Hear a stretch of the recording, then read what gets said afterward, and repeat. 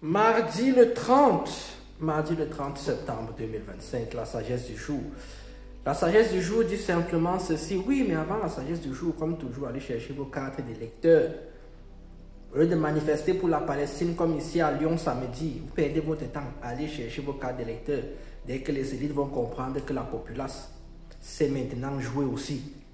Ils vont arrêter les blagues. Voici dans la sagesse du jour dit simplement ceci. Si tu épouses une panthère, il ne faut pas élever les chèvres.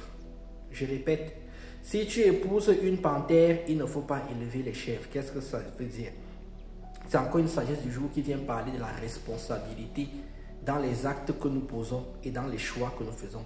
Je demande toujours aux gens, à chaque fois que les gens vont faire des choix, de toujours évaluer au maximum à la fois les externalités positives, mais également les externalités négatives des actes qu'elles vont poser. C'est pour ça que je vous demande de faire des choses qui sont honorables, des choses qui sont, et aussi des choses qui sont simples. Lorsque les gens se mettent dans des situations où ça va être compliqué pour elles derrière, sachant que ça allait être compliqué dès le début, quand ça devient compliqué, ne venez pas casser les pieds et casser les oreilles aux gens. Vous devez simplement assumer votre choix et votre décision. Tu décides d'épouser un homme qui a déjà trompé 4 femmes.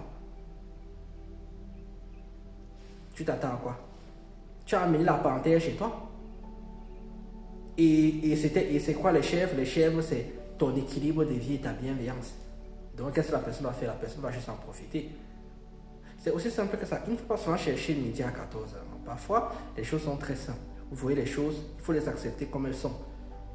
Il faut accepter les gens comme les gens sont. Il faut voir les gens comme ils sont. Pas comme vous voudrez qu'ils soient, mais comme ils sont réellement.